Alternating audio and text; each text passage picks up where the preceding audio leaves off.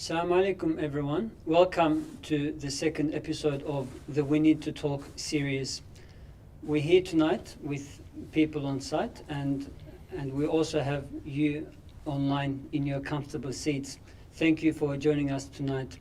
So We Need to Talk series is designed so that we bring scholars together to discuss and focus on one of the contentious top verses in the Qur'an, and hopefully to gain a foundational understanding to equip us to understand how we could put this into our lives. So before introducing our speakers tonight, I would like to acknowledge the traditional custodians of the land on which we are holding this event, and I would also like to pay my respect to the leaders past, present and emerging. So tonight we have Dr. Mehmet Özalp as one of our speakers, who is a prominent Muslim community leader and theologian in Australia. He's an associate professor of Islamic studies and the director of the Center for Islamic Studies and Civilization at Charles Sturt University. He is the founder and executive director of Islamic Sciences and Research Academy. Dr. Mehmet, welcome. Thank you very much. I look forward to the conversation. Thank you. And our second speaker tonight is Sadiq Ansari. He's just submitted his PhD, so we hope to call him a doctor soon, on the thesis on the role and rules of aql, reason in meten criticism of hadith, by the famous polymath Abu Ja'far Tahawi. Born in Afghanistan and brought up in Australia, Sadiq has taught Islamic studies subjects at graduate university levels, as well as adult community education programs, both in Australia and in the USA. Sadiq has studied language and Islamic studies in Egypt and Turkey. Welcome, Sadiq. Thank you, Matt. I'm nervous talking about this topic. No worries, inshallah. We have our teas ready here with us, so that should quickly We should call this tea talks. That's right, a tea talk. So. And my name is Ahmed Ostok. I'll be the facilitator tonight. I work here at ISRA Sydney as the center manager, and I'm looking forward to tonight. So let's jump straight into our verse for tonight. I will first recite the verse in Arabic, and then I will give a translation of the verse. أعوذ بالله من الشيطان الرجيم بسم الله الرحمن الرحيم يا أيها الناس اتقوا ربكم الذي خلقكم من نفس واحدة وخلق منها زوجها وبث منهما رجالا كثيرا ونساء واتقوا الله الذي تساءلون به والأرحام إن الله كان عليكم رقيبا صدق الله العظيم. So this is the famous verse of Surah An-Nisa, verse number 1. And the translation by Dr. Mustafa Khattab goes like this. O humanity, be mindful of your Lord who created you from a single soul, and from it he created its mate. And through both he spread countless men and women. And be mindful of Allah, in whose name you appeal to one another, and honor family ties. Surely Allah is ever watchful over you. So, the first verse of Surah Nisa is talking about creation of the human being, of humanity, and we know that in the last 2 centuries there has been a narrative that's come through what we call evolution. So, perhaps what could make this verse contentious in the last 2 centuries is the introduction of the evolution theory and the narrative that we have. So tonight we're going to look at creation of the human being and the creation at large and the evolution theory. So I'd like to start with maybe having a face value understanding of the verse that I've just recited. Sadiq, if you don't mind giving us a quick interpretation of the verse, perhaps. Well, most scholars, Bismillah, mention that this verse explicitly says that we come from Adam and Hawa alayhim as-salam. And there are other verses that sort of say pretty much the same thing. In Surah Hujurat, Ya ayyuhan nasu inna khalaqnakum min nafsin wahida min dhakarin wa untha, if I haven't got the wordings wrong. So the core theme of the verse that's connected to us is that we come from a single pair of male and female. Now, it's not a tafsir discussion. We could go talk about was Hawa our mother created from Adam alayhi salam? We know there's a hadith that says she was. Some scholars have given both opinions according to this verse. The overwhelming majority is that yes, she was. There are some other tafsir issues about what does wal arham mean, how to read that correctly and based on the different qira'at, but that's a bit sort of not connected. The main thing is that when it comes to Adam alayhi salam and humanity, we are his children, he is our only parents, and God created him. And I guess we'll talk about that more. And that's really one of the core issues that sometimes people have difficulty when it comes to our scriptures. And I say scriptures with a plural, the Qur'an and the Sunnah, and the evolution theory. That's one area that there seems to be definitely an apparent clash. Do you want to add anything? Yeah, I just want to highlight in that verse, a lot could be said, but it's talk about nafs al-wahida, that human being is created as a single human soul. And nafs is not an entirely a physical thing. It's actually it's a mechanism between spirit and the body. So the idea that, and it does say then its partner is created from it.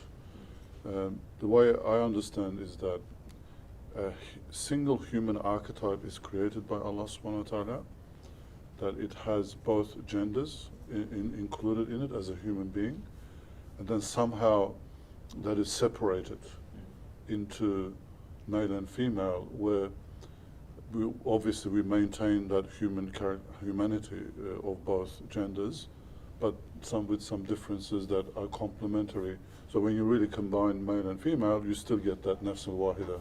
I think that should be really highlighted. Yeah. And it really, with that interpretation, it cannot be from the physical, the partner cannot be created from the physical aspect of the human being. It has to be from the spiritual side. Yeah, what I liked what you said, it's the emphasis on the nafs, and it's the psychology and consciousness. And that's really what makes humans. Like the other day you said three things known, the beginning of it's not known. Definitely the consciousness and the human psyche. When it comes to the Arabic, the verse is interesting. Again, going back to what Dr. Mehmet said, that Arabic is a very gendered language, obviously. So when it says وَخَلَقَ مِنْهَا, and he created from it, the ha going back to nafs wahida, if it's going back to the loves of the word nafs, the actual word, then it's mu'annas, it's feminine. But if it was to be to the meaning, according to the majority, if it's to Adam alayhi salam, then it should be masculine. But the fact that both are being used, it sort of leaves the door open. It's interesting. Yeah. Okay. I mean, when we look at the Qur'an and science, we know that there's been countless YouTube videos and articles about how the Qur'an and science they complement one another, and there's various miracles, scientific miracles that are highlighted in the Qur'an. So in the past, as Muslims, we've really rode the wave, with science, and the Qur'an was always in uniformity with science, but this evolution has come as a bit of a wall that we've perhaps hit. The Muslims have hit, and now we're being challenged by this evolution theory. So I guess what's the challenge there, Dr. Mehmet? Maybe if I could come to you, could you give us like a bit of a history of where this evolution narrative comes from, what it is, and how is it deemed as an alternative to the creation narrative that the Quran is telling us? Yeah, well, evolution theory came with the idea of having a scientific basis for life on Earth. Prior to evolution theory, or 19th century, there was no other explanation for life on Earth. It was just God created everything, all living beings, including human beings. But then, but in the Judeo-Christian tradition, they put a date to this. There's a God creates everything in 6 days, and these are earthly days, by the way, in the Judeo-Christian tradition. And then somebody worked out, or they tried to work out from the genealogy that's included in the Bible, what could be the age of the entire universe, including human beings, and they worked it out to 7,000 plus years. Unfortunately, this genealogy also was reflected in Islamic sources. But they borrowed it from the Judeo-Christian sources, and they replicate the same genealogy, and the dates are also given.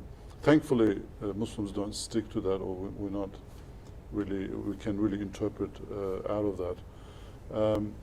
But the thing with the evolution theory is that once you explain biological life on Earth to chance mutations or changes, which evolution theory is that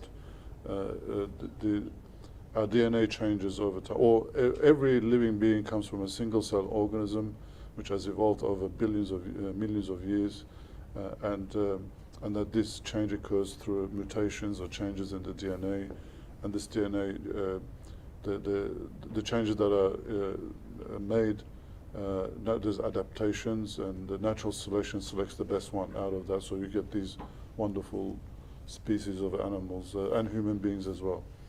But the real problem is really, I don't think believers or Muslims necessarily disagree with that gradual, the way that life on Earth appeared gradually over millions of years is not really debated. The issue is with what mechanism did this occur.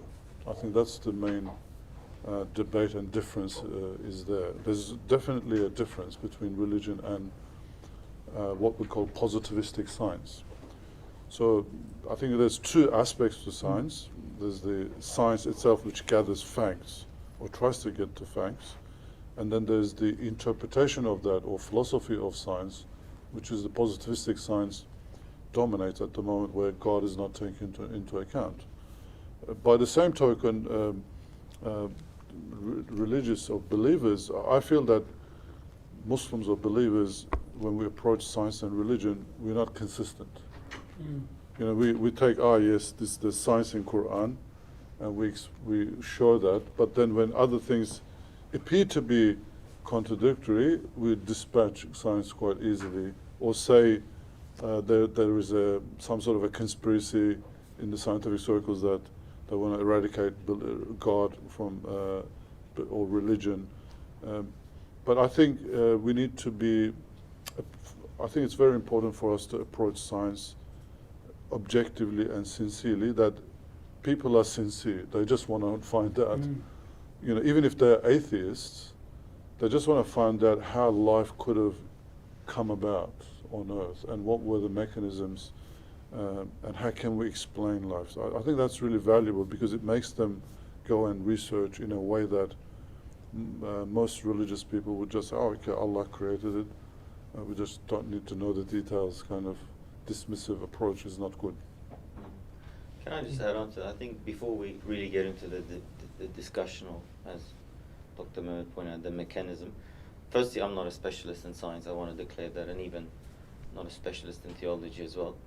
But I have been grappling with this issue for years, and I really am noticing my own sometimes changes, but also how much people's psychology plays a role. What do they understand when they're getting into a discussion about evolution? What do they understand from the word evolution? How much of a fact is evolution in their mind? Put their religious views aside. Do they actually believe that is what happened, or they're not sure? And then what do they understand about their religion? This happens at an individual level as well as a societal level. So you said Muslims are, and Dr. Mehmet alluded to that, we have a bit of a different approach when it comes to science. We cherry pick. It's sort of to do with, I think, the upcoming of science, and many Muslim scholars in the last 200 years were discomforted or unsettled. Why is Europe advancing? Why are we not? Many of them try to use science to show, okay, because science was seen as the mechanism for Europe's advancement, okay, then we have that too. And in that reaction to European science, we have different types of attitudes and responses, but there was this general inferiority complex of the Muslim world towards European science.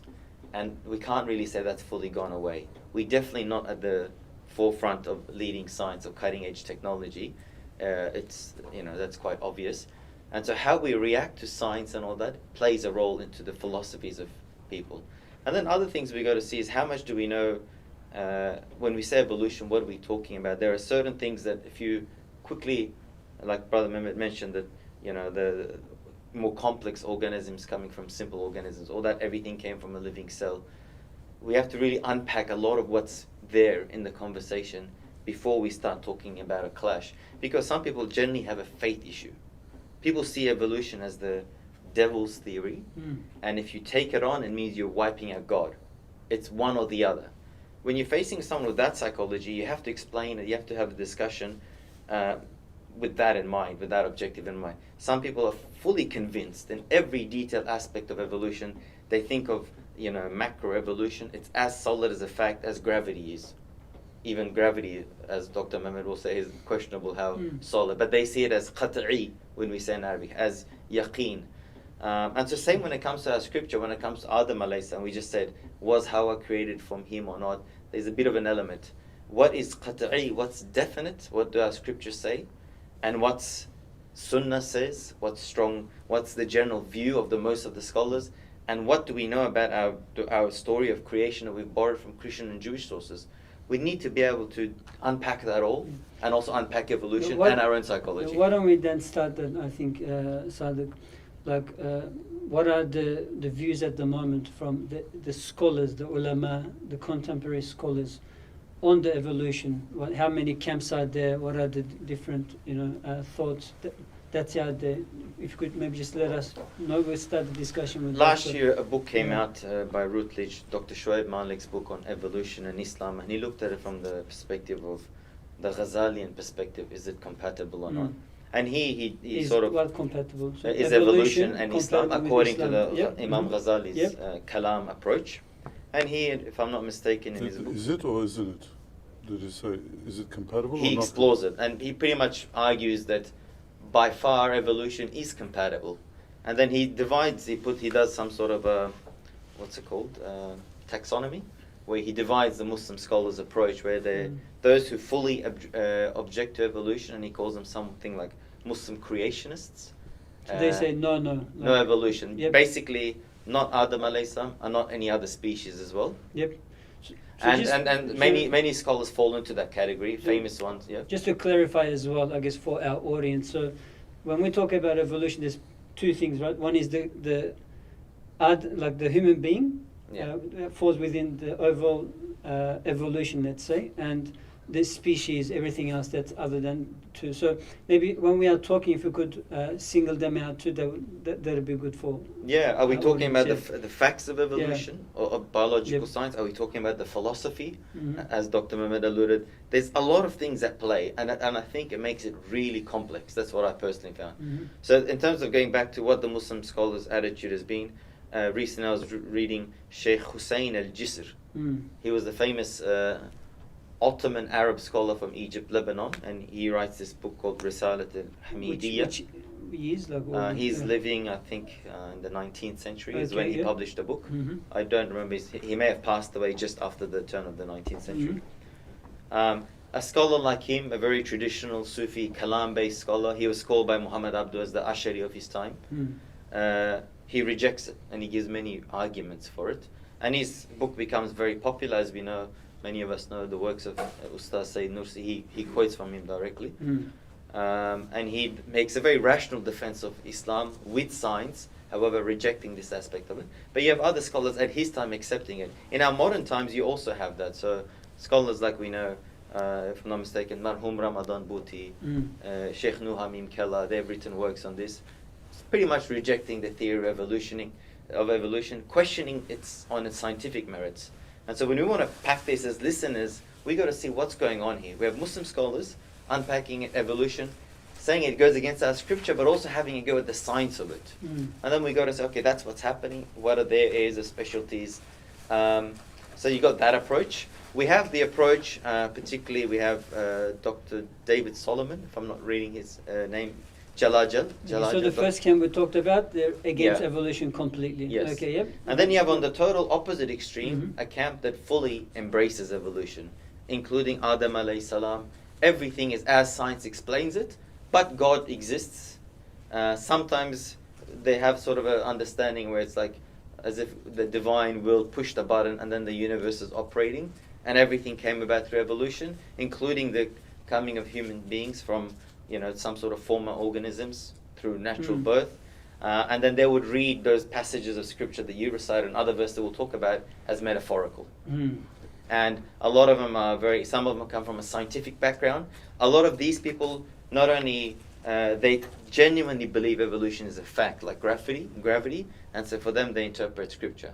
Then you have a bit more recent scholarship saying, hey, look, there's a bit of a middle position, and that's, I think, what Malik says in his book, and Sheikh Yasser Qadi, we know that Dr. Sulaiman Jalajal, he says, look, what really is problematic with evolution and what's not.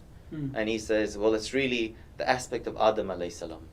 The Quran is explicit that God created Adam alayhi salam. The Quran is explicit that God created Adam alayhi salam from some sort of earth. Sometimes the word dust is used, earth, mud, clay, depending on the different stages, water as well. And that it's as nearly as explicit that it was done directly from dust to clay. From that straight to Adam alayhi salam. The hadith literature is quite, that Shaitan in Sahih Muslim says he sees Adam alayhi salam's body and he goes around it. This is before the spirit is blown into it. And he goes, what is this? Why is this?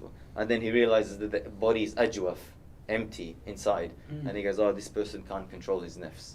The human being can't control his desires. So we have many hadith traditions when the soul was breathed into Adam alayhi salam, he sneezes, he says Alhamdulillah. Or that the creation of Hawa and they're in paradise. So you have this middle approach saying that, okay, it's the human exceptionalism, or what they call the Adamic exceptionalism. With the except of human beings, expand on that a bit more. Yeah, with the exception of Adam alayhi salam and Hawa, the rest of the evolution theory we can accept because there's nothing really un-Islamic. Now obviously if we come to the philosophical approach, they'll say, yes, it's people use the word random mutation, all that, but they'll say it's all with divine will and qadr and given that. So Allah is overseeing everything, but it's still happening by mutations. That's right. And nature. That's right. And, And just with the camp, I said a lot of them are calling for metaphorical interpretations. I made it sound like some of them don't know anything about their religion. There have even been some scholars, one particular one, Abdul Sabur Shaheen from Egypt. He was a very famous Azhari scholar. He wrote a book called My Father Adam, and that caused a lot of controversy in Azhar and debates. Pretty much saying he tried to put forth the theory that when the Quran talks about the human being, it uses the word insan and bashar, and he said when it uses the word bashar, it could be the, what are those beings called? It just escaped me. Homo sapiens. Homo sapiens. But when you use the word insan, it means you are Homo sapiens.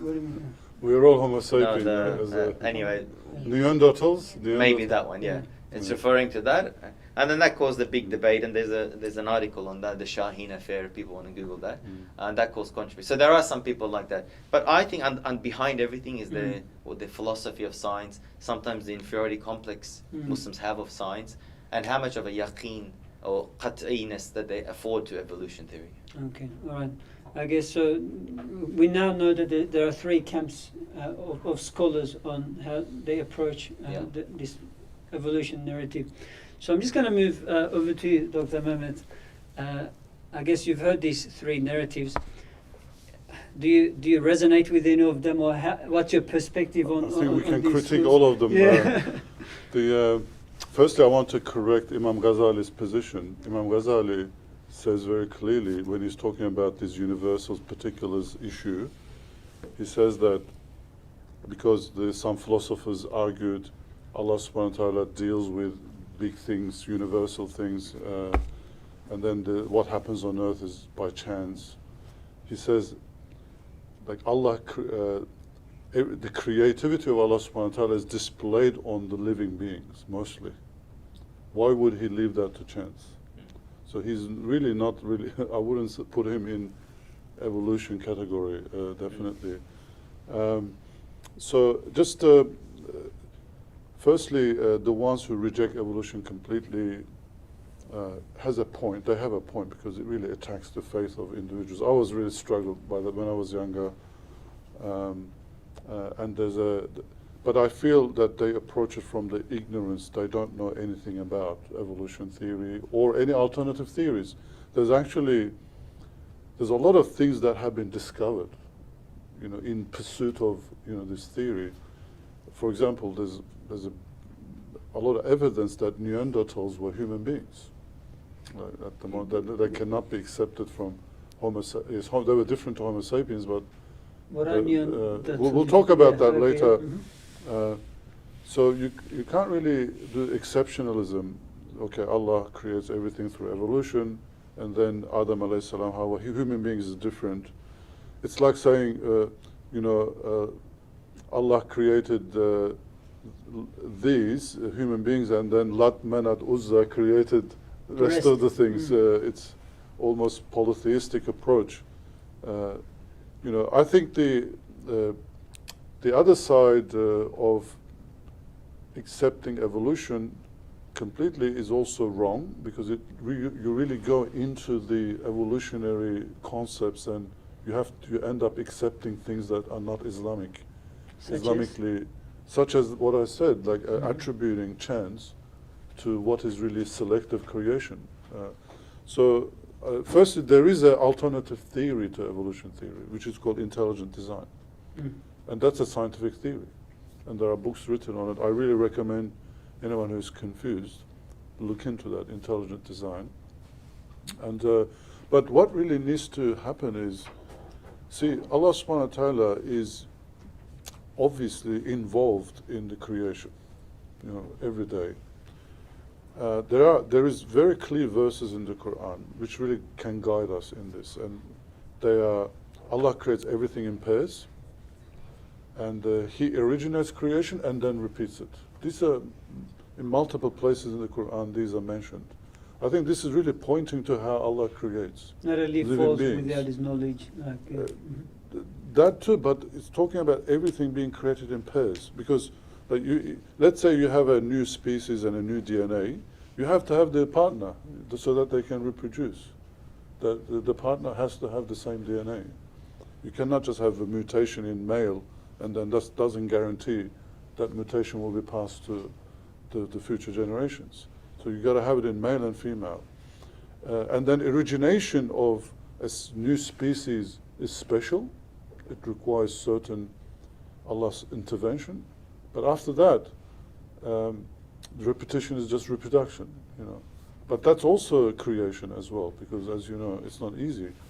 The DNA and the epigenome is involved, and we still don't know how a baby or something is reproduced from the DNA. So I really think that the Allah subhanahu wa ta'ala is also behind the cause and effect. Like we don't see Allah subhanahu wa ta'ala. So like, what makes us think that Allah's creation is different? He could have we call something sunnatullah.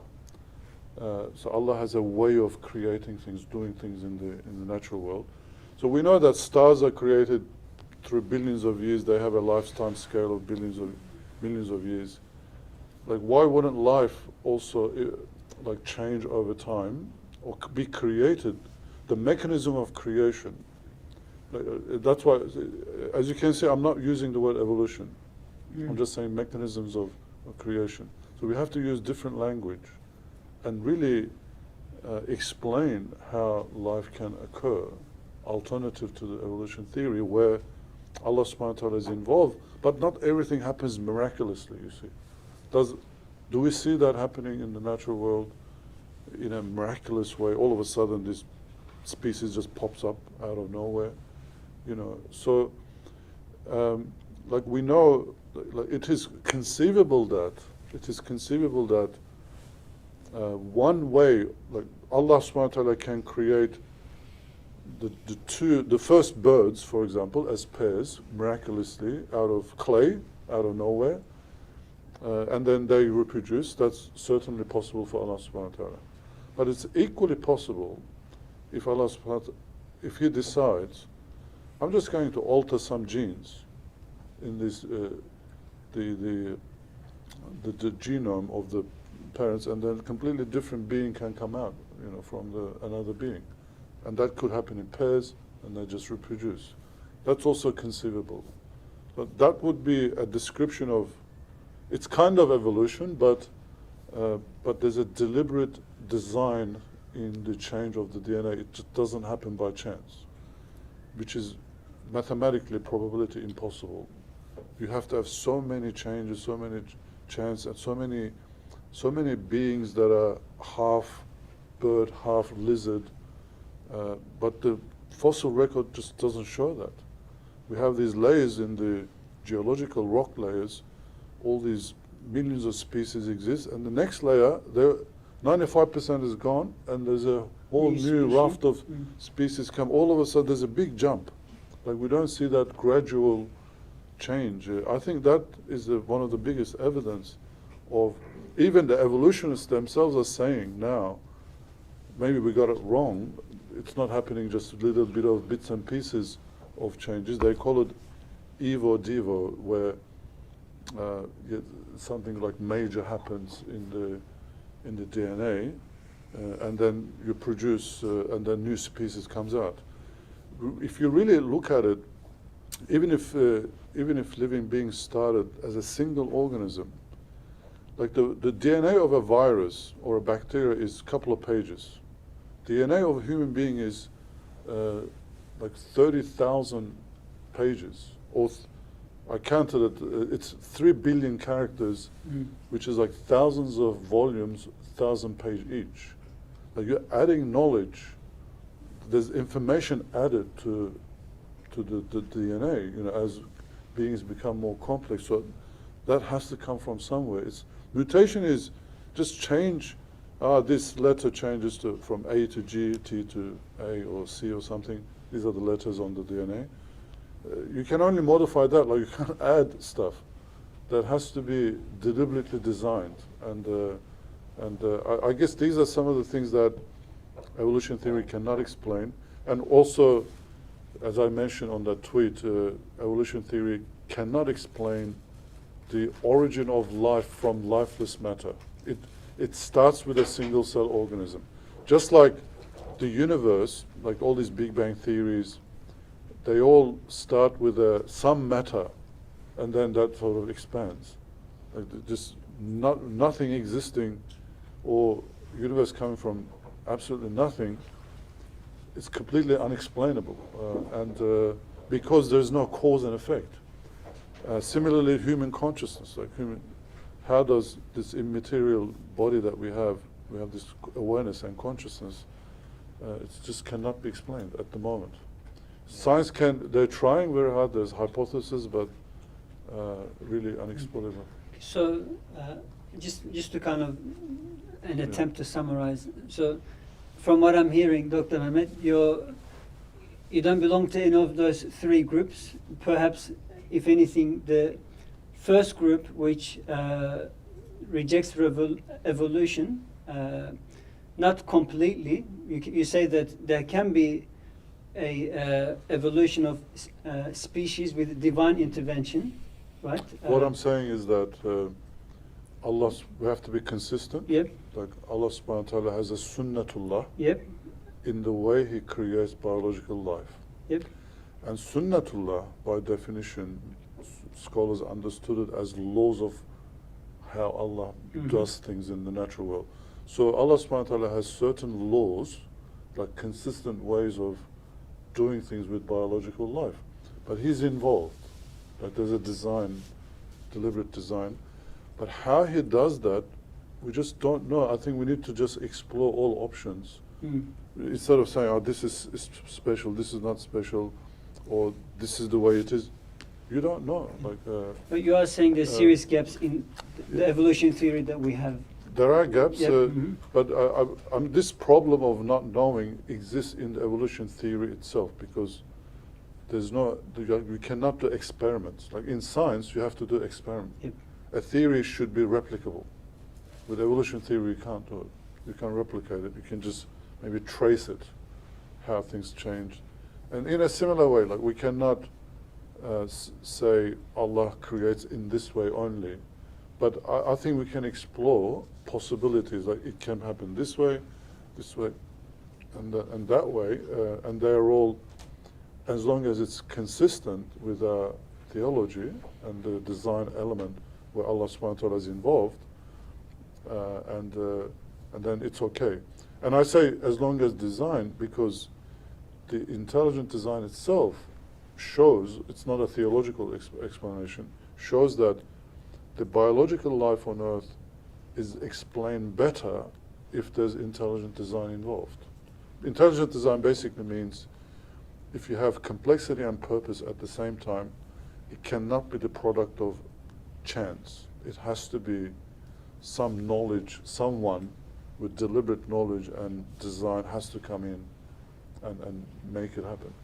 Connected to the theory of you cannot have order from chaos, the main philosophical principle, right? That you can't have order coming from chaos. I think what Dr. Mehmet said is very, in terms of God can create this way or this way, we really don't know. Wallahu ala kulli shayin qadir. The Qur'an keeps telling us. We have to always keep that in mind, that God is powerful over all things. Yep. Sometimes, as Muslims, as Sunnis or a particular school, we sometimes restrict God because we humans are trying to understand how the infinite works. But we are sometimes, in trying to do that, we're limiting Him. And that's why the Quran says, مَا قَدَّرْنَاكَ حَقَّ قَدْرِكَ. We have not been able to fully comprehend God as comprehending Him deserves. So when it comes to even our theology, sometimes I feel like saying, Allahu Akbar, God is greater than this. Sometimes we say God can only create in this way. Definitely there's an aspect of in this world, there's hikmah, where Ustaz Sayyid Nursi says this is Darul Hikmah, and everything is done based on principles that you can sort of predict, and that's what science is based on. The fact that there's hikmah induced into the universe makes it studyable. But if it was total random chaos, you could not study because there would be no predictability. There would be no. So the fact that we can study rules of mathematics and nature means there was someone who's encoded that. Any belief of evolution or any theory that puts those attributes of God, of putting will, intentional choice, beauty, if it replaces that, then that's definitely at a philosophical level very problematic with Islam. But putting God into the theory, I would say, is also somewhat not scientific as well, I believe, because the purpose of a scientific experiment, as was mentioned, was that it's so that it can predict future phenomena. It has to be predictable. Like if you can explain future phenomena, that's the best theory that can explain it. As for the theology behind it, whether it's God or some sort of other philosophies that sometimes in the evolution theory defines, I would find that sometimes a bit unscientific. And I find that trying to even put God is sort of belittling God. God is not to be an outcome of an experiment in the laboratory. I think I somewhat am an advocate of a secular science where we have to just, because God can create this way, or this way, because He can create all ways, let's put Him outside. He cannot be subjected to the five senses. So when we look at phenomena, we just have to see, all right, there's a fossil that's this old, this is how certain we are, 98%. There's another fossil of a more complex organism, this is how certain we are of how old that is based on carbon dating and all that. Now, how do we interpret these two fossils? One can say, well, this must have come from the other. Another one can say, God put that there, God put that there. That's going to the interpretive level. But the fact is, there are two fossils and this is how old they are. And what Islam never asks us to do is to deny facts, deny things that are qat'i. This comes down to rational principles. And our scholars have agreed that if a rational principle of logic is absolutely definite, then that will never contradict Islam. If it does, we've misunderstood our scripture. If I may just yes, interject, I think it works both ways, what you're saying, Sadiq, that there are aspects of the Qur'an or Islam that is qat'i, but there are aspects that are open to interpretations. Yes. For example, the creation of 6 days, we interpret that today to say, it's not earthly day, because time is relative. Yeah. Thankfully, Qur'an has a verse where it says a day equal to your 50,000 days. That helps us. Yeah. But there are many other aspects of Qur'an that's open to interpretation. You can't really say it's definitely this. That's right. In a similar way, science has a definite facts. Exactly. Like universe is expanding, you can't deny that. Yeah. Why can't you deny that? Because you can disprove there's proofs. that. There's proofs. You can falsify the redshift and all that. Well, there's proof that it's expanding. Expanding, yes. And but there are also scientific things that are not qat'i, not that are still being explored. Yeah. Or there's different ways of interpreting. I think in this, if we look at it this equally, both aspects, it really helps us and we don't have to be inconsistent. I have a big problem with inconsistency because I find it ingenuine. You know, on one hand, you say, from science both is ends? from both ends. Yeah. Mm-hmm. On one hand, we say, Quran. Yeah, there's this verse about science. It's great. It's a miracle. And on the other hand, another discovery of science comes in, and it doesn't fit with your interpretation or understanding, and you just reject it outright. It's not. And the other thing good. is, sorry, sometimes psychology is such an important role. Sometimes the same verse can cause someone guidance as it can cause misguidance. The Qur'an explicitly says this about the earth being round or flat. وَالْأَرْضَ بَعْدَ ذَلِكَ دَحَاهَا. Now this verse caused many people to believe in a flat earth theory. Okay. That we What spread does the verse earth, mean? and as for the earth, Yeah. afterwards we spread it out. Mm. But I think I've heard it from you that some even actually took this as a scientific miracle, saying, well, Daha is somehow related to an ostrich egg, and the earth is not a perfect sphere. It's a bit more flatter at the tops, more bulgy on the sides. And same with this theory. So what perspective you come in, Allah subhanahu wa ta'ala can guide you through faith or... But yeah, I really strongly believe in this, that we always do this. It's very useful that we do in our Islamic sciences. And sometimes as listeners or as to scholars, we don't process that. Well, what's qat'i, what's dhanni? Now these are usul of fiqh terminology, what's definite and what's speculative. But we can apply this to many other aspects of, including our faith. Like let's say we believe in the punishment of the grave. Now the punishment of the grave is not explicitly mentioned in the Qur'an. So if you to deny that, you don't automatically become a kafir. It's very problematic. We have a lot of other vocabulary in Arabic that can describe you. Dal, mudil, mubtadi', the one who does innovation. But that's based on hadith sources primarily. But it's good to know that distinction. Same with Isra and Miraj. You deny one, you're out of Islam. You deny the other, you just then become but become misguided. But that's not taking place in the scientific term. Sometimes it's all taken as the most absolutist, as if it's like the laws of physics. And Scientists don't do that. And scientists don't do that as know well. Also what's definite, what's also... I personally find, again, that if someone is a bit too intolerant of another opposing view, they're actually uncomfortable. They're not certain themselves. The more confident someone is, this applies to governments. We saw the COVID response. The Western governments, they said, okay, tell us what we're doing wrong. Whereas you find the more Eastern governments saying, oh no, this is not our fault. This was qadr. This is your fault. This is, they're not open to criticism. So the more open you are for your theory being criticized, the more relaxed and confident you are. Sometimes some of these theories, particularly when it comes to biology, even the science of psychology, because it's a new science, it's a bit extra protective, and almost it's as if they're not certain. In some unis, psychology is studied under the arts faculty, not under the science faculty.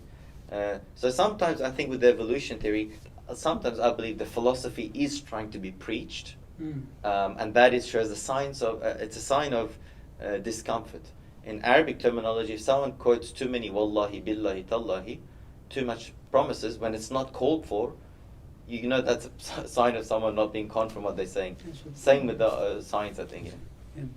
Just coming back to those, the conversation on inconsistencies, could you maybe give us a few examples, Dr. Mehmet, on evolution specifically? Like, what do you see, for example, as the Muslims being inconsistent in terms of I think I would cover that evolution? Like, maybe with some explicit examples where we can understand it a bit better. Like, what the Muslims are struggling with, some of the facts that are out there, like that we're struggling. Human evolution? Yeah, that's right. With evolution, that's right.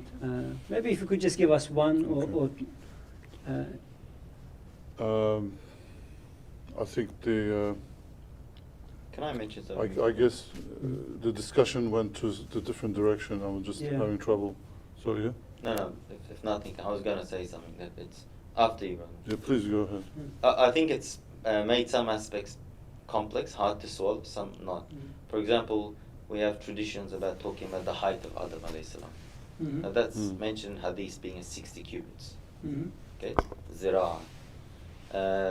And a very interesting book came out on the height of Adam by someone called Sheikh Muntasir Zaman. Really liked the book, the way he analyzed it. He did a sanad analysis of the hadith. He found that where the hadith comes in all the different chains, 20, 30 pages, and then he also done a strong meta-analysis of the content of it as well. Now, the evolution theory would put forth problems with that hadith and that understanding. That human beings were massive at the beginning, and also that they lived extremely long time periods, like Nuh alayhi salam. Now with Nuh alayhi salam, we've got an explicit verse of the Qur'an that says 1,000 years minus 50, so 950 years. But with Adam alayhi salam's height, then you look at how our scholars have understood it. Now, some interpretations of how our scholars have understood it will be problematic. Now, a lot of the times Muslims also fast forward a lot of, false signs. Sometimes when it comes even to anti-evolution, we borrow things from Christian creationists, and sometimes not the strongest science. We have people like Harun Yahya, which, sometimes you can question the level of science that's involved in those productions, although I know many people that benefit from them. All those forwards that show a huge skeleton was found. That's a hoax. Yeah. It's a hoax, And when we do these things, we think we're trying to defend people's faith, but we're actually subjecting it to much more doubt once they realize that's an. So fossil evidence does not show human beings being extremely tall. And even some would say scientific evidence will say it's impossible because of the bone density to be that big. Gravity itself. You would be like a dinosaur.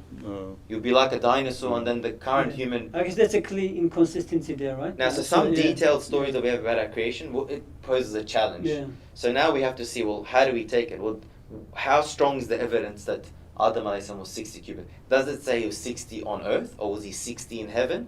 When he came on earth, he was reduced. Now, that's one interpretation put forth. So that angle is a problem. But a more dangerous problem is to say, well, was Adam alayhi salam created from, did he have parents or not? Now that, I would say, is really putting someone in a theologically dangerous position. Because the Qur'an says the example of Jesus, speaking to the Christians, is like the example of Adam. Jesus had a miraculous birth, he did not have a father. Now what this really comes with, this modern scientific discomfort of Muslims, is that a lot of Muslims and scholars, I'm talking about big scholars that have a lot of respect, Sheikh of Azhar and all that, they had this discomfort with miracles. I personally don't understand it, but I do get it as from this inferiority complex. The whole concept of jinns, angels, metaphysics, miracles, the fact that God sent an army of birds to kill Abraha's army with elephants, they like to interpret that as if it was a natural cause and event. A miraculous event, some people, for some reason, they struggle with it. They see as if their faith is struggling and science and thing, and so they try to interpret those away to make it look like a normal, natural phenomena. But then you have another group of scholars that will say this can't be the case. So I was going back to Jesus, alayhi salam, Isa alayhi salam. The Quran says he's a miracle. His birth is a clear miracle. You deny Jesus if you say Jesus was not miraculous, you're pretty much out of the fold of Islam. If you say Maryam alayhi salam did not have a miraculous birth, it's buhtanun azim, as the Quran says. The Quran says, well, if Jesus had no father, well, Adam had no father and mother. It doesn't say that, but it says the example of Jesus like Adam. Now, if you take a metaphorical reading of that, then it's the whole argument of the Quran being put forward goes away, because the argument is there, you're claiming deity to Jesus because of his no father. Well, Adam had no father or mother. So the context of the verse, the argument put forth, if you take a metaphorical interpretation, it undoes the whole argument. So that bit is very more dangerous, I think, as an example. Yeah, well, I'm really interested in what makes, how Quran describes a human being. That's really, I think that we have to start with that, rather than this clay or how it happened. We don't know. There's a lot of speculation there, but there's a lot of really good stuff in the Quran about what makes us human. And particularly, for example, in Surah Rahman, it says that Allah subhanahu wa ta'ala says, we created human and taught language. خَلَقَ الْإِنسَانَ عَلَّمَهُ الْبَيَانِ. So language is a very important, and when Adam alayhi salam was created, he's taught the names of everything. Quran, Surah Baqarah, verse 30 onwards. So you can only teach names if you have a language. And language is really important because it means you can have symbolic action, symbolic meaning. Your brain can work it out. But the abstract thoughts can only occur if you have a brain that can have a symbolic thinking. And you cannot have good and evil without symbolic thought. So as you know, Adam and Hawa is asked, don't touch that tree, right? So there's a moral command, and they need to understand this. For them to understand, they have to have language, and the brain capacity to learn. So this is what actually I kind of did some reading on this. There's a lot of, I found that there's a lot of research, and actually they're trying to figure out when in the fossil records the speech could have come about. Like, for example, for speech to happen, sort of vocal canal has to be in a particular proportion, length and diameter. And they found that, for example, Neanderthals are a little bit different. But still, that they cannot say E and U sound. Apparently, Neanderthals couldn't say that because wouldn't allow the skeleton structure. But they could produce more sounds, different sounds as well. But the Australopithecus, which were kind of the beings who were like apes, they were very similar to apes, but they could walk upright. That was the difference, and had a slightly larger brain. They had absolutely nothing in the vocal canal, so they couldn't speak. They also, there's a gene called FOXP2. They found it in the genome of Neanderthals and Homo sapiens, but in Australopithecus it doesn't exist. So that's responsible for speech. So there's so much evidence to suggest that the Neanderthals were human beings, a different race or species of humans. Because of speech and bayan. They have speech, they're hunting together, they're producing tools like these really, they're also grindstones, like grindstones are used for pigment making. And the pigments are important to dye yourself, and also, you know those hand images on the wall, they are done by pigments. So there's a planning, and you need to understand how to make paint. So all of these things show that there's also Denisovan humans in Asia. So there's Neanderthals in Europe, Homo sapiens are in Africa, Middle East, and Denisovans in Asia. They're all human beings. So what that shows is that, but these go back to 150, 200,000 years, the history. So there must be another common ancestor to Neanderthals, Homo sapiens, for us to really position Adam and Eve in that history. And there is a candidate, it's Homo heidelbergensis, it's a hard to pronounce name. They found it in Heidelberg, that's why heidelbergensis. Their history goes back to 500,000 years, like 300,000 years to 500,000 years. And we have to really say, like with all this overwhelming evidence, we have to position Adam and Eve at least 300,000 years before us. I think this is more important. When did they live? Can we go back to a common ancestor? Because we'll never know all these details, right? But if we can say that, yeah, there is a common ancestor to human beings, and that's Adam and Eve. That's it. Just one thing, so you mentioned language, and then you said the changes in pigments. And that verse of the Qur'an came to mind that, and amongst God's signs is the alternation of the night and day from Surah Ruh, and the changes in your pigments, your colors, and the changes وَاخْتِلَافُ أَلْسِنَتِكُمْ وَأَلْوَانِكُمْ. That sometimes we can use as a mirror. Changes in your tongues, which is changes in your languages, as Dr. Mehmet alluded, and changes in your pigment color, whether it's artificial or some sort of a microevolution. I sometimes use that as a mirror to see how did different languages, I'm talking about how different languages come about. How did a language start? And I'm sure there are different theories about that, and we have common families of languages. So the evolution of languages can be sometimes as a mirror, I wonder, to at least the microevolution of human beings. But the main thing is that the Quran displays all these as amongst God's miracles and signs, and that's what's key. But the Quran's language is like Allah subhanahu wa ta'ala speaking himself, right? So he's showing what he's doing behind the veil of like what we see around us. Sometimes we don't understand that language. We're thinking everything's happening miraculously, but you know, when you read the Musa alayhi salam story, it looks like Allah subhanahu wa ta'ala is doing everything. But I'm sure to people out there, things were appearing to be, you know, Allah is not in the equation at all. So what Quran wants us to see is that behind this book of universe, there is a creator, and this creator is actively involved in creation. This is more important to recognize. That's right. Rather than deny this, accept this, you know, that we're being dogmatic about it.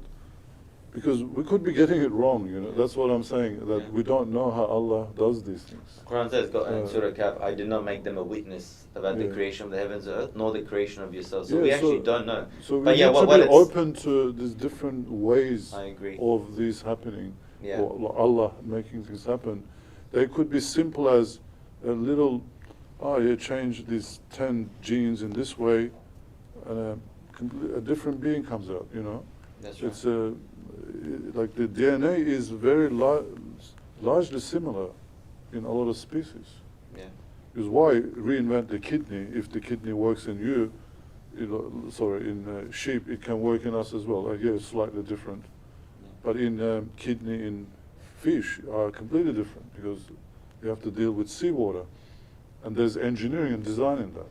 You see, that actually makes us see the wonder of creation and the fact that for certain there is a creator behind it.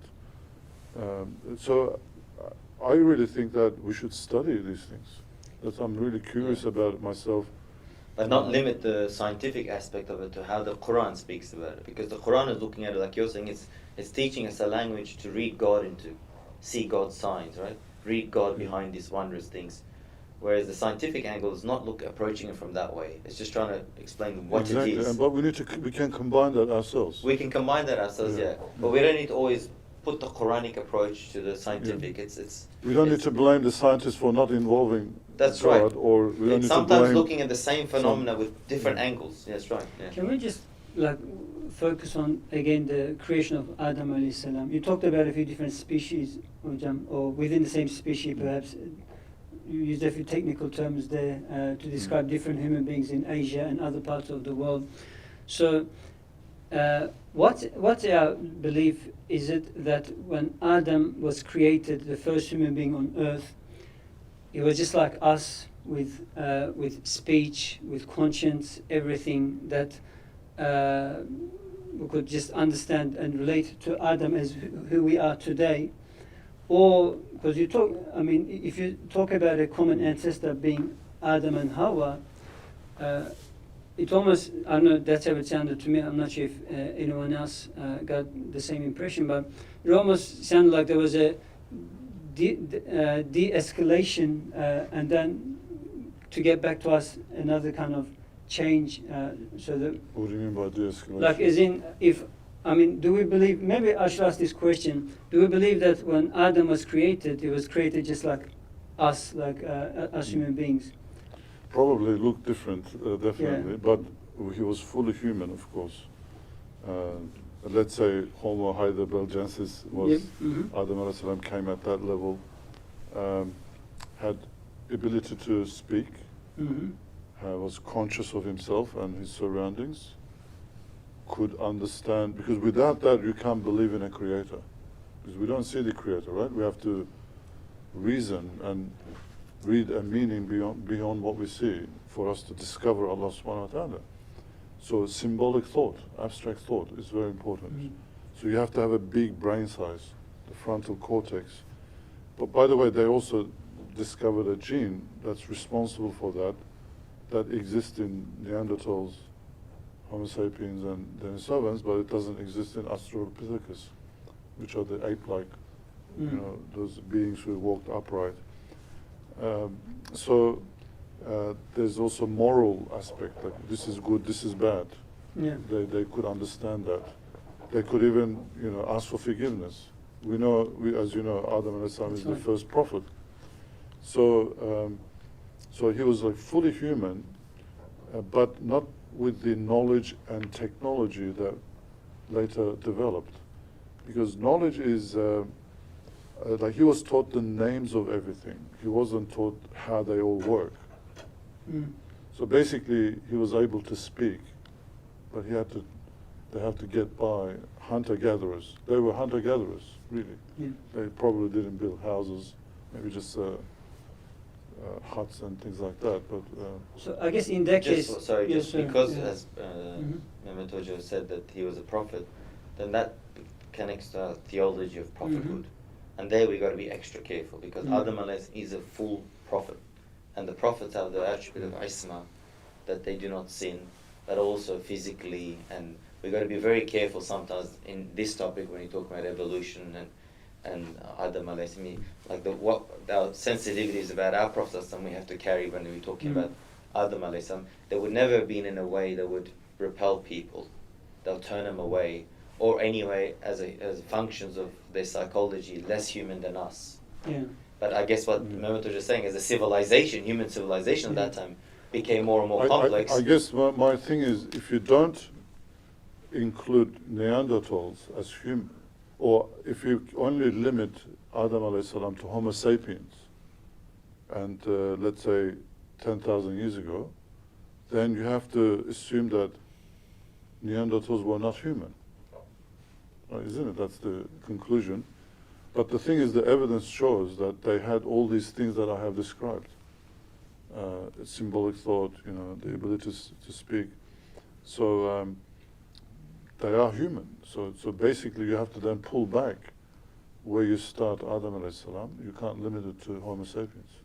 So we could say that. And there is like currently they have discovered another, like a common human ancestor, Homo heidelbergensis. So we can say that the human being hasn't really changed, except. Not from a So, conscious well, level, yeah. but knowledge culture has a massive way of really making you like, for example, you go back with the knowledge that you have, scientific knowledge, 5,000 years ago, you'll be genius. A high school graduate Yeah. today studies quantum physics.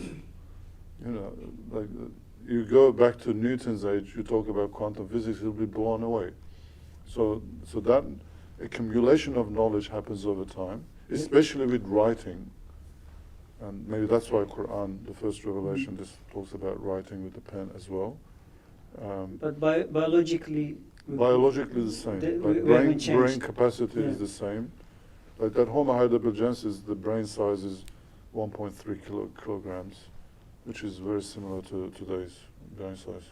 So, like the Quran talks about the creation of Adam alayhi salam, and so that means there hasn't been any biological change to Adam alayhi salam. So, in that case, you talked about intelligent design, Hujam, right? And you explained you used intelligent design to talk about before or creation other than Adam alayhi salam. Is that right? I don't understand. Like so I guess Salih talked about the three camps, and then you said there's another theory, which is the intelligent design to look at this whole thing. So we could use intelligent design to explain all that, the changes and the sequences that take place, how Allah subhanahu wa ta'ala is in place. So, but with Adam alayhi salam, where do we place his creation within all this? Yeah. So. I think that intelligent design applies to all living beings, Mm-hmm. including human beings. Basically, we are designed at the DNA level. So we all have DNA. Human beings has DNA. All living beings have DNA. Allah subhanahu wa ta'ala just designed that information, that coding and information encapsulated in DNA and epigenome worked wonders. So there's a consistency of design there. Now, how a particular species is made, I don't know. But I'm going with the Quran's guidance that everything is created in pairs, and that Allah subhanahu wa ta'ala originates creation and then repeats it.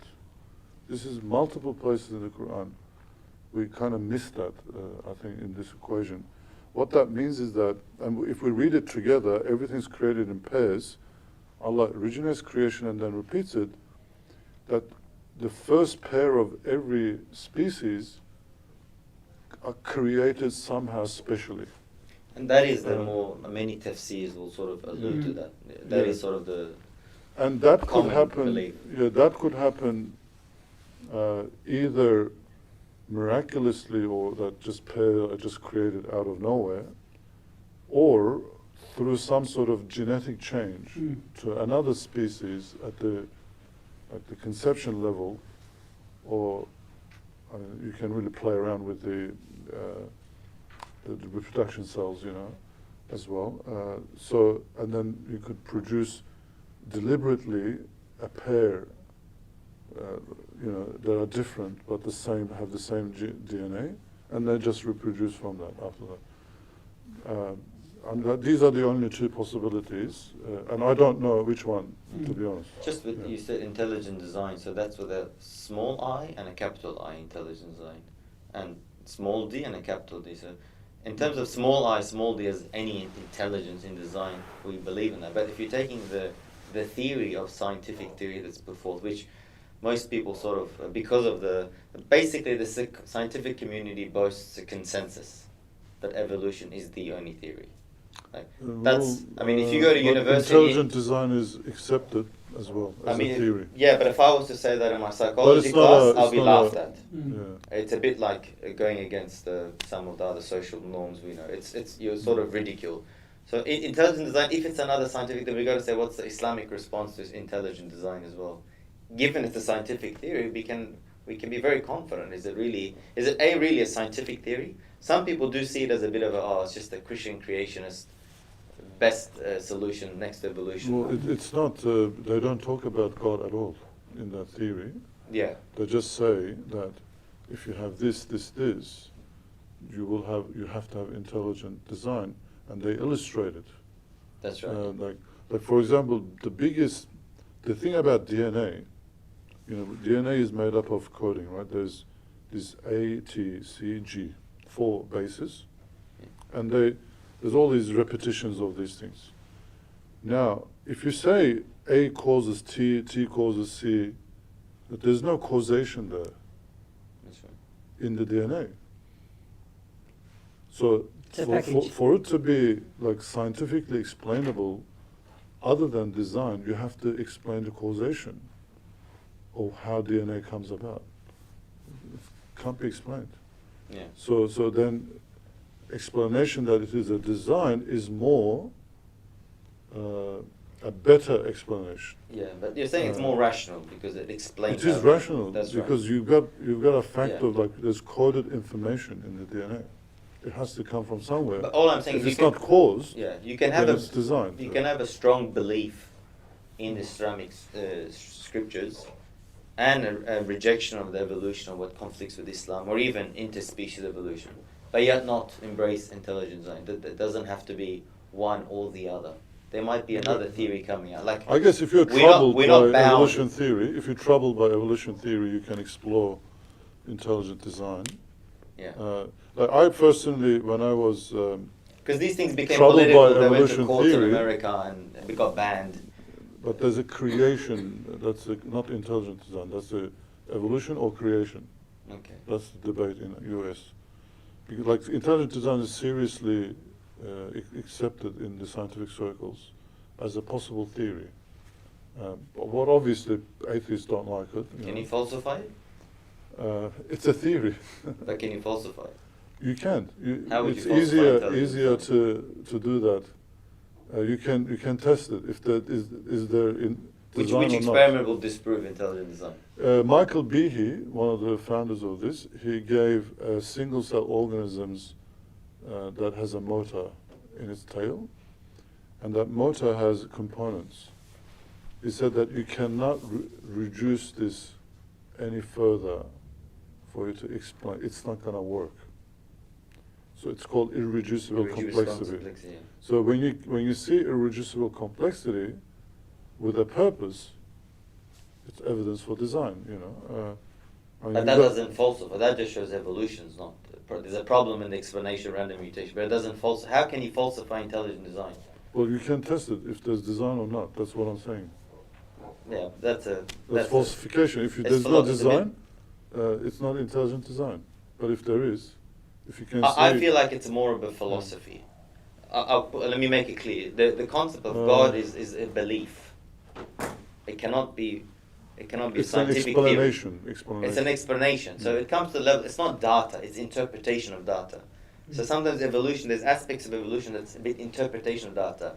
Like this animal, a bat can fly in a pitch black room and it can avoid a thin wire, and it's got this ability because of the sonar, waves and all that. Now that we know as a fact it can do. Where did that come from? We'll say, because of natural selection. That sort of goes into the explanation. Have they got concrete evidence that says that's exactly how the bat came about to it? I don't think so. We would say God inspires it. Can we scientifically prove it? I don't think so. Is it meant to be scientifically proven? No. Intelligent design would probably just say it's complex and there's a designer, but it doesn't really explain how it came about. All these three theories are putting forth their philosophy. Sometimes that's what we got to watch out for. What's philosophy or what's interpretation? It's not wrong, but it goes into belief. It goes into interpretation. And what's the data saying? I think science is about what the data is saying and how can you explain the next data. So, okay. Yeah. Maybe we could maybe stop the conversation here just so that we have a bit of a stretcher break, inshallah. So we'll just break for 5 minutes, and then we'll come back for questions from the floor and online as well. So we'll come back at 8:20, inshallah. So there's been some intense discussions. I think let's have a nice stretcher break, inshallah.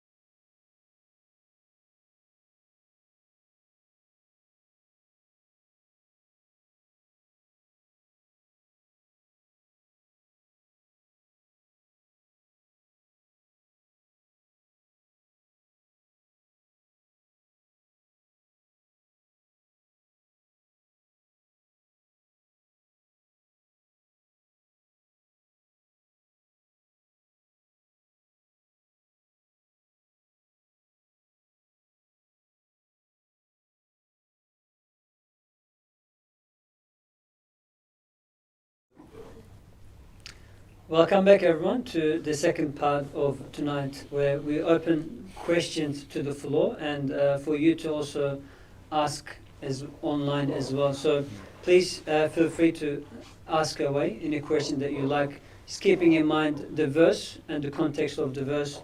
We are talking about creation and we are talking about evolution tonight. So maybe we'll start with the floor here and see if anyone has questions from the floor.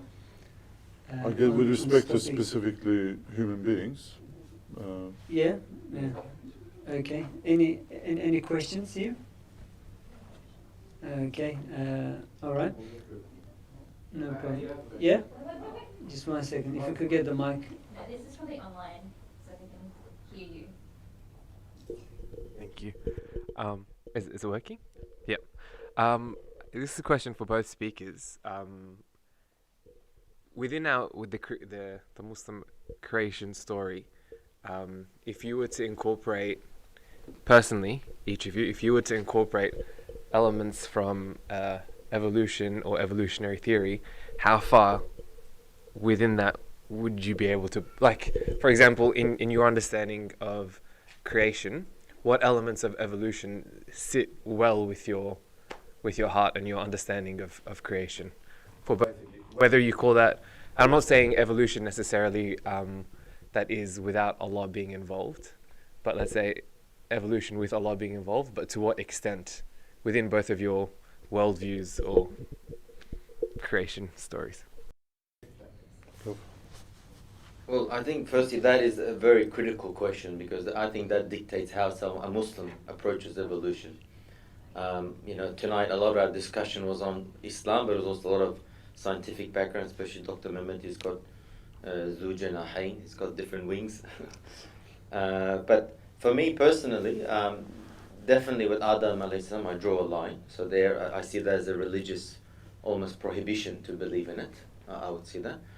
But for me personally, look, I was also troubled by this theory. I struggled with this theory because in my, I would say, generation or the century that I came in, it was not this century, that was more of a issue. So in terms of how did other animals come into species evolution, I'm not sure if I'm personally convinced of the science that evolution just happened. But it just goes down to, okay, if you put God into it, then like Dr. Mehmet said, then yes, a chicken can give birth to another species with God's will. God can create with however He wills. يَخْلُقُ مَا يَشَاءُ. He can create how He wills in whatever way He wills. So, but what comforts me is that I don't need to make a religious view on how chickens came about. Was it mammals that went back into the oceans that became whales? Or whales were already there? I see that as a pure scientific view now. It's a pure scientific matter. And how it really came, Allahu Alam. But my view after that will be like my view on Newtonian physics or something like that. So I'll just say what evidence.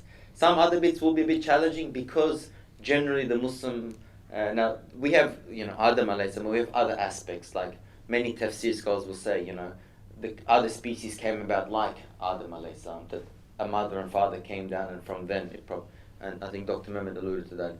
The standard issue of Nuh alayhi salam comes in tricky, where all animals being saved. Now, a lot of the details of these stories, of how the children of Adam alayhi salam, because that's something else the verse said, that from that pair, God created many men and women, which means humanity. Some of the more detailed aspects, I think it's more, we just have to assess it as it comes. But what really is important for me is, where does this piece of data that I'm dealing with, where does it sit on the spectrum of yaqeen or certainty? How qat'i is it? Like, does everyone have, or sometimes they say scientific consensus, ijma of the scientists. Now, the word ijma, I know in the Islamic context, it gets used in a very controversial way. Sometimes you read one scholar saying the ijma of the scholars agree on this position of fiqh. Then you notice that it's just the Hanbali scholars have an ijma on this, not the ijma of the... So also when it comes to evolutionists, they might say there's a scientific evolution. If you're crazy if you don't believe this. I'm not sure if every physicist or every other chemist would also agree with them eye to eye. So I don't know if that answers your question. Some things of the theory doesn't fully add up a bit to me personally. So yeah, that's where I sort of see it. So what is acceptable for me with evolution theory is the fact that species were gradually changed over time, and that this took millions of years. I do accept the findings and the datings that they've done. I don't think there's conspiracy. They just genuinely want to find out how life happened on Earth. I can accept mutations happening, but I don't accept that mutations can happen by chance. In the copying process of the DNA, mistakes can be made, because we're talking about the enzymes and organisms in cells doing this replication. But those random changes causing different species, I don't accept that. I think any change on DNA has to be deliberate to produce a different species, because there's different engineering, that's involved. It's like it's like saying, here's the plans of a building, really nice palace, and then by chance the drawings change and the material lists change, and then you get a completely different building. It just doesn't happen that way. I can accept adaptation, because adaptation gives flexibility to creation, in that when environments change, climate changes, the species can change as well. Within there is like ranges in the DNA where it allows different colors, height, or furs to come in or not come in, turn it on, off. Those kind of adaptations can occur.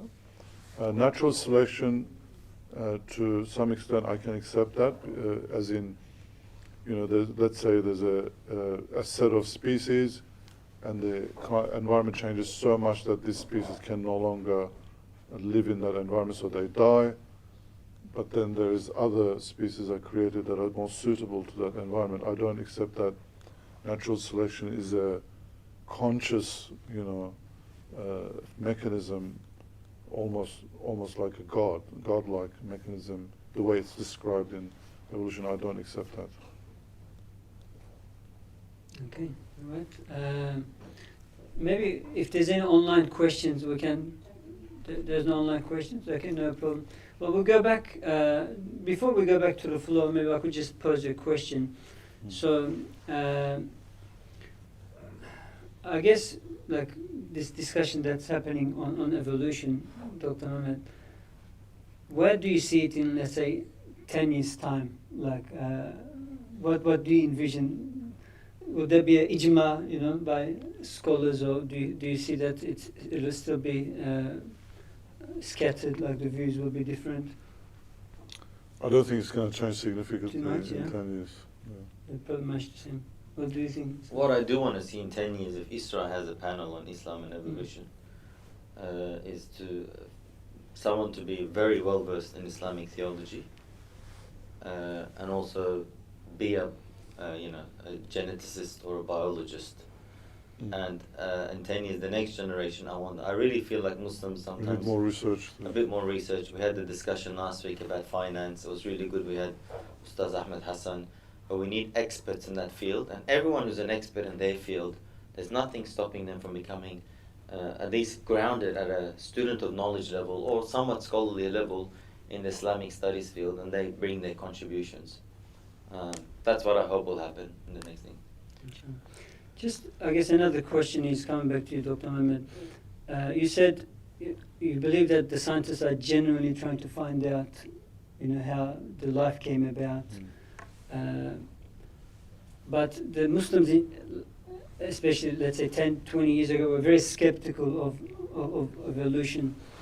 Do you believe that there is also a group of people who are trying to use this politically to force upon an agenda on the believing community, like to disprove God? And I don't think there's a conspiracy. That most scientists think that they won the battle, 100 years ago already. And they have actually. To be honest, every other religions they lost the proactive initiative, except Islam. Even some non-Muslims say this, by the way. Like Islam is the only religion that stands for something, every other religion is just complying with everything, with science, with evolution, with other social policies, and then changing the religion itself. So I guess we have the strength of having Qur'an in its Arabic original that we can always refer to, and which allows us to see, hey, wait a minute, we got this wrong. We can understand these verses this way. Just like I began by emphasizing the nafs aspect in that verse, and I made the conclusion that, or argument that, it cannot be a physical division in between Adam and Hawa because of that. So the language of the Quran is open to this kind of re-understanding, interpretation. And for as long as we have that flexibility, I think Islam is going to be very strong.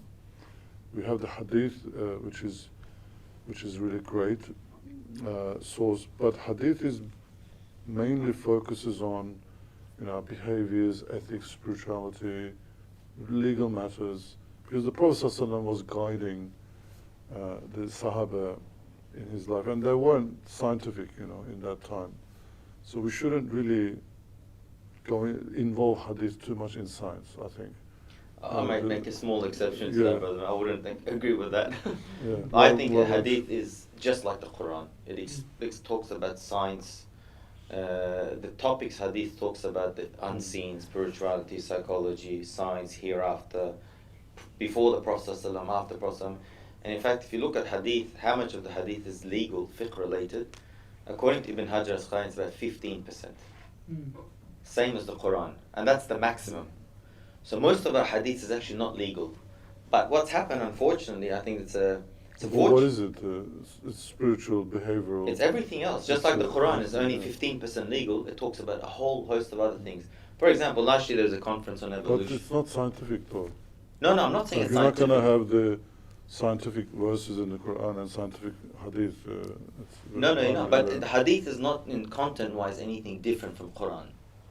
I thought he meant in terms scientifically, right? Yeah, but so, for example, I would say like hadith is application of Islam, which is in the Quran. Yes, of course. Yeah. But I didn't say it's something different. But my point was, because the focus is on practice of Islam, it has a historical element as well. That's it right. was there and then. The Prophet ﷺ did things and said things at a particular time and place. Yeah. And the people there, they didn't even have a lamp. I'm not saying this to belittle. I mean, that was the society at the time, 7th century. You know the situation where a Sahaba brings this oil lamp, and for the first time they have a Isha prayer without darkness, and then the Prophet's so happy. And it's just that rudimentary in terms of technology and scientific knowledge. Given the revelation aspect of it, it's the same source. The Sunnah and Hadith. But I'm not talking about the source. I'm just talking about the emphasis of. Yeah, I'll give an example where I think that I would say the opposite. We need a more focused approach on Quran and Hadith, and that's what I would want in 10 years. I would want Muslims more confident, not suffering from this inferiority complex that I'll say I'm still suffering as well. That we're staying behind, and we have a faith issue because it's a battle of modernity and our faith. And a lot of our scholars, the attitude they took was dependent on that, and that's why they were forced to deny miracles. And a lot of people suffer from this today. And then we project this modern inferiority complex backwards. We've got another case example of how the Mu'tazila dealt with Greek philosophy. That was also another science coming from another civilization, how they dealt with it. Some went too far, i.e. the Mu'tazila, some went too much against it. Imam Ghazali pretty much had an approach of khudh ma safada ma kaza, take what's good, leave what's bad. I think that should be the same approach. But what I would like to see is Muslim biologists looking at Hadith and Quran from very confident in their faith, but really what the facts say, and look at if there's any other things that they can say. For example, I think if someone reads Hadith carefully, they cannot be a Lamarxist. Because the Lamarckian, if I'm not sure if I'm saying correctly, type of evolution, they believe that genetic changes in an organism passes down. Right? So if a giraffe stretches its neck a bit further, and then the kid will be born with a taller neck. Not genetic changes, physical changes. Physical changes, in the lifetime of an organism passed down. Now the process in a hadith where he's describing fitra, and that's what our discussion was before, the unique aspect of the human being, because that's what the Quran says, even in evolution. Oh Satan, why did you not prostrate to the one who I created with my 2 hands? The Quran says, خَلَقْتُ بِيَدَيَّ. Now that's very, very, it says the human creation is very specific. And that's what a lot of scholars would, even if it wasn't for those other verses of Adam's creation, would put an exception to human beings straight away. لَقَدْ كَرَمْنَا بَنِي Adam, we've honored human beings and so on. But the hadith is talking about the fitrah, saying that pretty much that the children of the mushrikeen are innocent. They should not be killed in battle. And our Prophet says, you know what, the Arabs had a custom, they used to chop the noses of camels. Jada'a they were called. That, unfortunately, to mark them for pilgrimage or to do other things. He says, look at all these camels that you chop their noses off.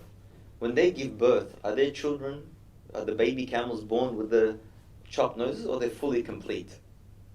And the argument there is they're fully complete. The changes that takes place to an organism of a camel during its lifetime, the Prophet is saying does not get genetically passed on to the baby.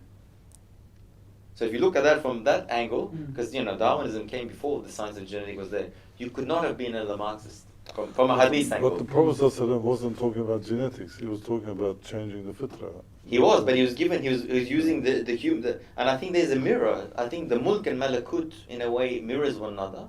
Same with the human fitrah, sort of mirrors, not the exact same way, but well, he's saying you just as the physical changes are not being passed on, the spiritual changes. So if a person corrupts his belief and becomes an atheist, it doesn't mean his kid is an atheist. The kid is born with a pure fitrah.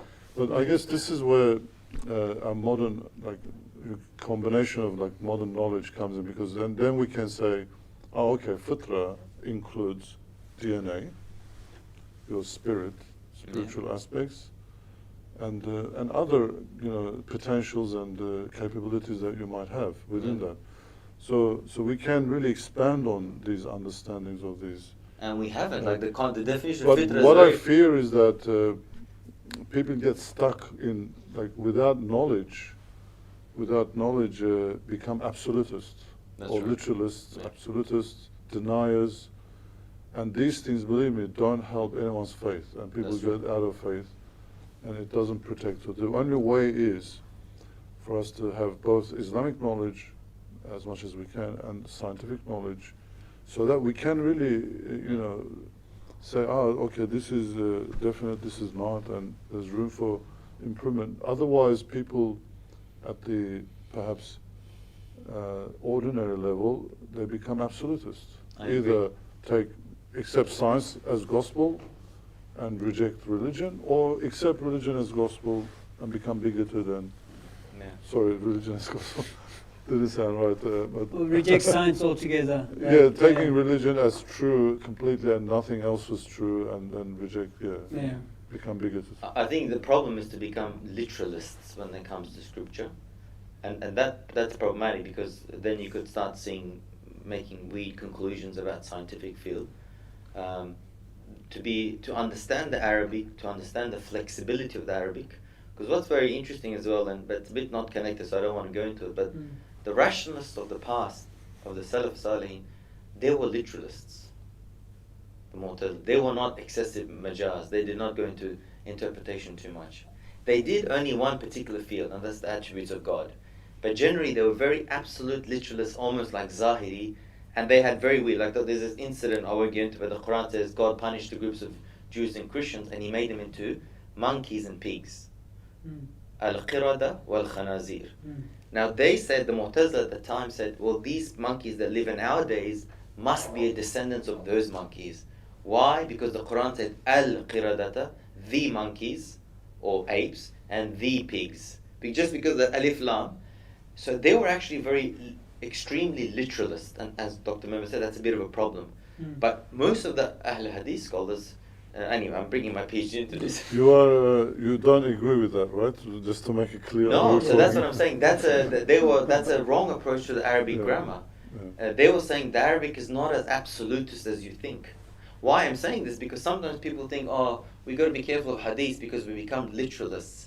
But the real Ahl Hadith scholars, they were the ones more willing to explore other interpretations, and they believed in the flexible nature of the Arabic language. So we need to have that authentic approach to the Arabic language and apply it today. Whereas today's rationalists, they don't realize, they're saying, the Muslim world has gone down, some of the, if you read the authors that have written about embracing evolution totally, there's an Algerian scholar, Nidal Gusam, I don't know how to say his name properly. He's like saying, I'm deploring the fact that the West is exploring metaphorical interpretation, but the Muslim world is just stuck in literalism.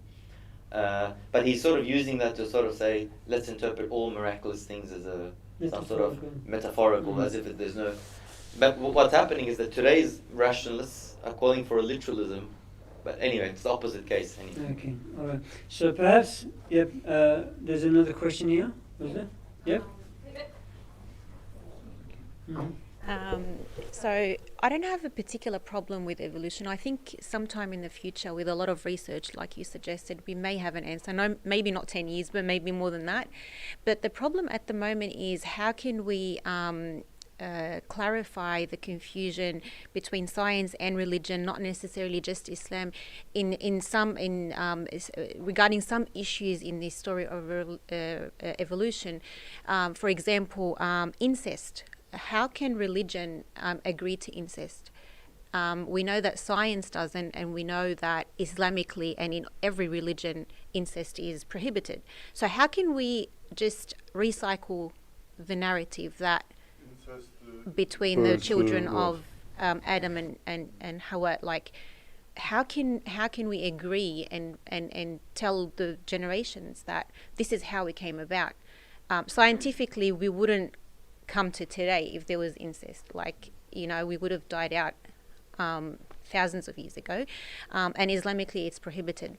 Another example where science and religion clash in this narrative is, for example, in the strata of the layers of the earth, there is evidence that humans like us lived 200,000 years ago, and they had domesticated animals, they had created tools, but in Islamic theology and in Christian theology, scholars agree that Adam was around 10,000 years ago. So how do we clarify this until we have a full answer to the narrative? How can we inform the younger generations regarding things that are really particularly not correct? Those two are perfect examples of what I was saying earlier. I guess the main principle should be that Allah subhanahu wa ta'ala revealed the Qur'an, revealed the religion. He also created the universe and the natural world. He knows what He's created. He can't contradict Himself. He wouldn't contradict Himself. Like say one thing in Qur'an, do something else in the natural world. That's just impossible for Allah subhanahu wa ta'ala. And that's number one principle. Number two principle, because it comes after that assumption or maybe axiom, comes the next one, where us as human beings, we can acquire knowledge of the world and the universe. We can acquire knowledge of the revelation, religion. But our understanding is limited. We don't know certainly what's absolutely true, so what's qat'i or definite, and what is interpretable. Same with science. But the people of knowledge do, but the ordinary Muslims don't always know. But that knowledge changes over time. That's the thing. Like we grow in our understanding of the Qur'an. We also grow in our understanding of the scientific world. Like what was maybe interpretable, what wasn't definite becomes definite after research and proofs. And similarly, Qur'an also, time sometimes shows and proves certain things. So what that means is that we could get it wrong in our interpretation. So, for example, the age of the universe or the world and the humanity is a calculation of human beings based on what they knew at the time of science and what they knew of their scriptures, and there's a lot of assumption about how long did Shiite alayhi salam lived and how long did Ibrahim alayhi salam live, how many generations were there. Let me work it out. This guy, he spent 20 years trying to work out. I forgot his name, Christian priest.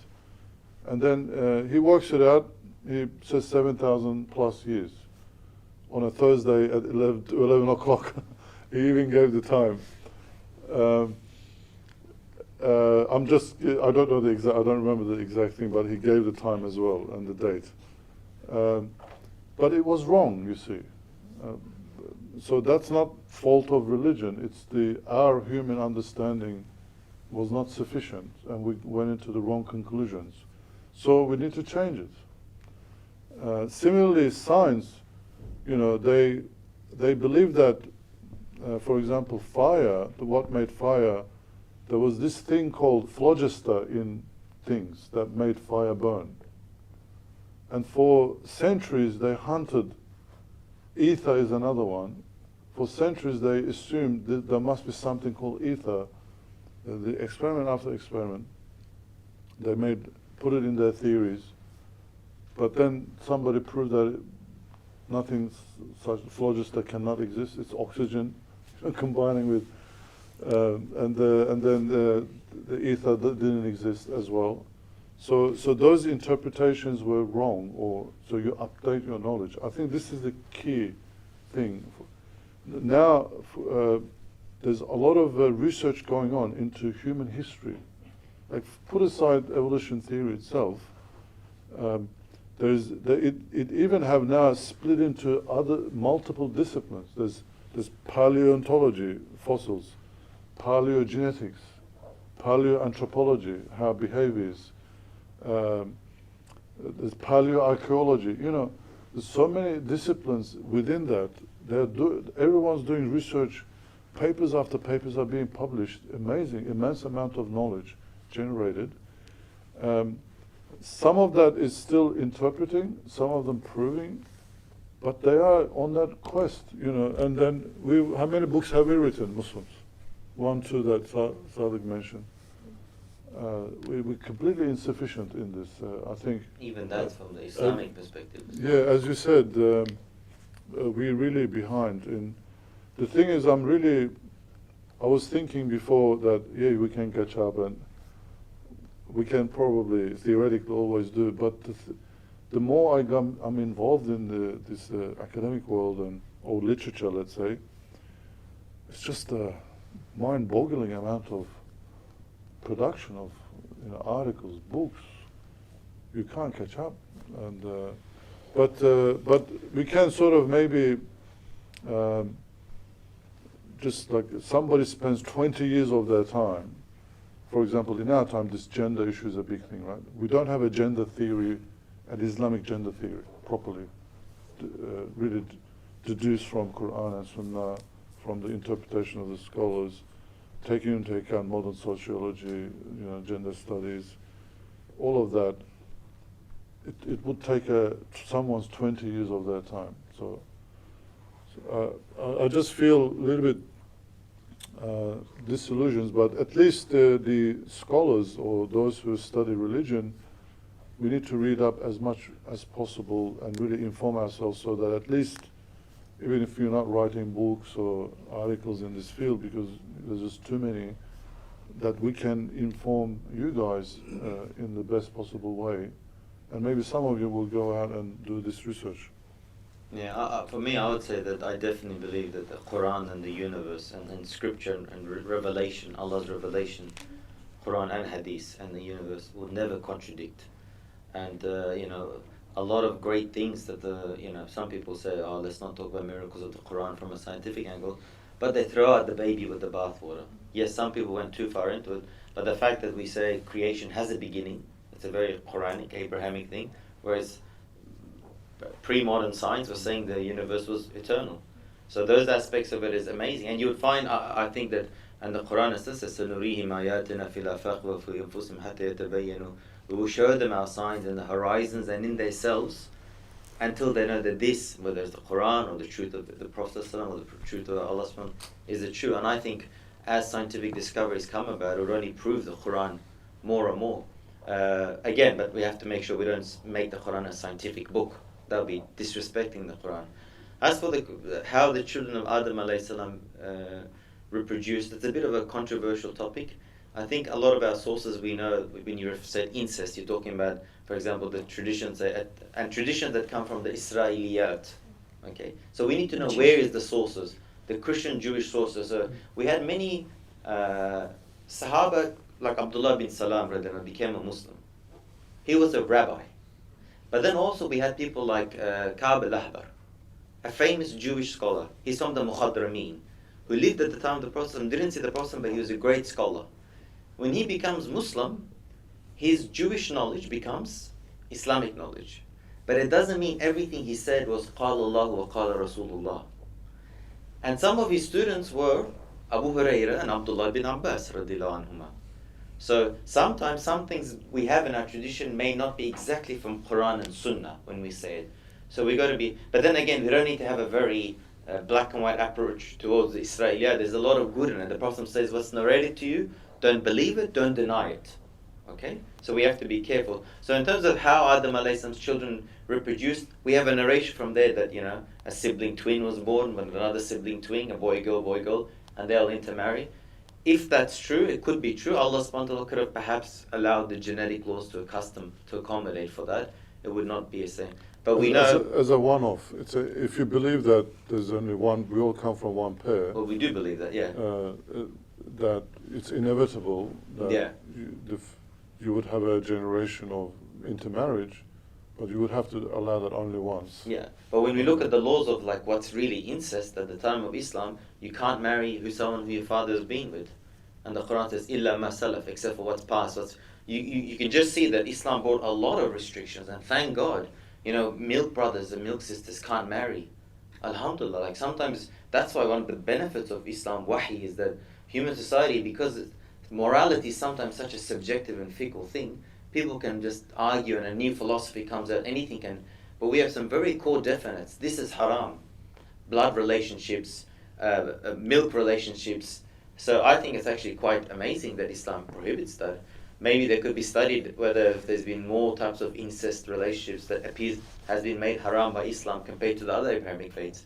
I'm not sure. I've never looked at what are the categories of haram marriage in Jewish law, for example. But I have a feeling that Islam said, okay, whatever it's going to come with, it's the day of judgment, it's not going to change.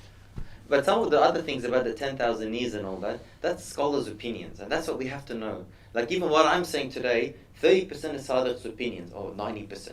Take that with a grain of salt, with many more grains of salt. Some of it is what I think Islam says. You've got to really say, what is fact, what is opinion, what's this...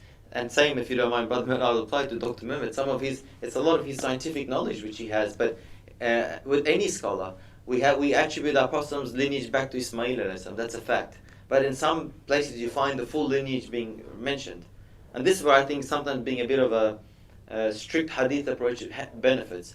From our Prophet up to Adnan, we know is authentic. After Adnan up to Ismail alayhi salam, anyone that has that list, we know it's not that authentic. There's a hadith about it. Right? So sometimes what Islamic sources say is not always Islamic. We just have to be careful with that too. Okay, I think it's best to close up on that note, inshallah. Thank you very much for joining us, to our speakers, to our audience online as well. There was someone from the audience who came in the break and said, so what's the answer? I think we understood very clearly that there's no black and white answer in this case. And as Dr. Mehmet said, there needs to be a lot of research. I think we did done. give an answer. Did we? Yeah. We should check the recording. How about you give your answer in 10 seconds? Okay, let's close off with the answer. To what? I guess like the evolution. Is it compatible with Islam or not? And what is compatible, what is not compatible? But we did answer that. Yeah? Twice, 2-3 times. Okay, all right. Well, So I'll we just should say go the back to answer it. for me is God is one. Yeah. Allah subhanahu wa ta'ala exists. Existence cannot be explained without God. Wajib al-wujud. He's the one who created Adam alayhi salam. He says that in the Qur'an and in the Sunnah. Adam alayhi salam and from Hawa, all humanity came from. That's the Islamic answer. As for other species, we know our scholars say something, we can speculate. It could be, they came like Adam alayhi salam. It could be they came from another. Or it could be how modern day evolution says, Allahu alam. But the most important thing is that randomness, that in a way that implies God is disconnected, we do not accept. So if I just may sum up, I guess my biggest question is what makes a human being.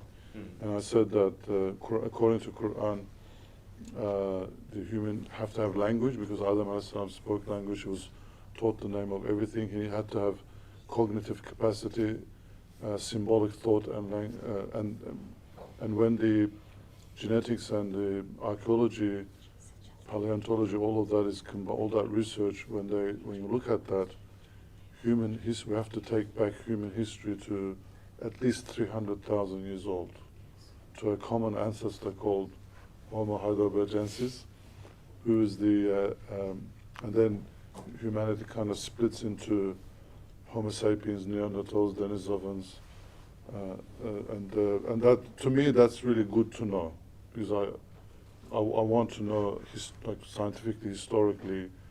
I accept the Qur'an's, obviously what Qur'an describes, but I'm just filling in the details of what Qur'an doesn't give us details. Filling in the details with all of these findings. Now, in terms of the evolution itself, I think that Allah subhanahu wa ta'ala creates gradually over time, millions of years. There's intelligent design in creation, and that could occur according to Qur'an. Allah creates everything in pairs and originates creation and then repeats it, meaning that if a new species is about to come, Allah subhanahu wa ta'ala creates both male and female, and then from that reproduction occurs. So that's the origination. Origination is always special, but reproduction is easy thereafter. So in that respect, I think Adam and Eve is not special to other species. Even Nuh alayhi salam is said, take pairs of all things, right? All species. So that pair always has to be there, the initial origination. As to the mechanism of that creation, we don't know how that happened. But I believe in my heart that Allah subhanahu wa ta'ala is consistent in the way He creates biological life. No worries. Thank you everyone once again for joining us, and hopefully we'll see you in 2 weeks' time, and on the 14th of October. Do we have a small? Thank you. Okay. Thank you very much. The speakers and this is your second sponsor. Yeah. Sugar. Yeah. Sugar. All right. Thank you so much. No worries. You want me all of them? Yeah. No worries. Thank you. And we hope you enjoy your weekend, and we'll see you in 2 weeks' time, inshallah, with the topic, God willing, of course, is with the topic of gender, right?